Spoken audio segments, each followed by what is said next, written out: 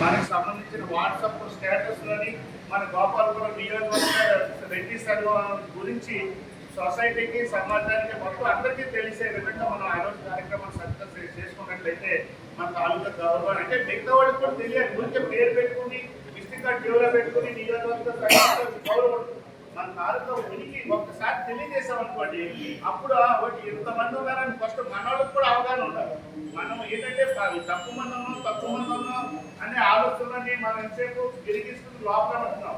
తక్కువ మందిలేమో నియోజకవర్గ స్థాయిలో ఎక్కువ మంది ఉన్నామని అనుకొని మనందరం కలిసి కట్టుకున్నట్లయితే ఖచ్చితంగా కాబట్టి ఆ ధైర్యం వస్తుంది అన్నమాట. అయితే ఈరోజు మరి మన జిల్లా అధ్యక్షులు గారు కమిటీని మరి ఫామ్ చేస్తారు. అయితే మన గోపాలపురం నియోజకవర్గానికి నేను ఇంకొక విషయం చెప్పాలి మీకు. నేను ఆంధ్రప్రదేశ్ రెడ్డి సంక్షేమ సంఘానికి స్టేట్ జనరల్ సెక్రటరీగా 2018 నుంచి పనిచేస్తున్నాను.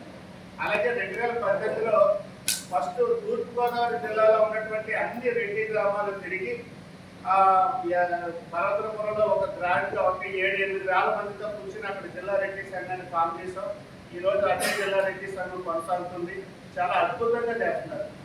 ఆ తూర్పుగోదావరి జిల్లా అయిన తర్వాత మన పశ్చిమ గోదావరి జిల్లాలో ఉన్నటువంటి అన్ని గ్రామాల్లో ఉన్న మన రెడ్డి సోదరులు అందరితో కలిపి మార్టేల్లో ఘనంగా జరిపించడం జరిగింది. అప్పట్లో మన తిరుపతి రెడ్డి గారు అందరూ వచ్చారు, చాలా మంది వచ్చారు, అందరూ వచ్చారు. చాలా అద్భుతంగా జరిగింది అక్కడ కూడా కార్యక్రమం.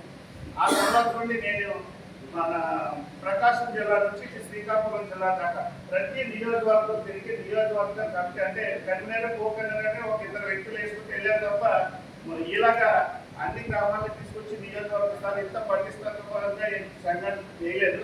ఇప్పుడు ఇది జరుగుతుంది.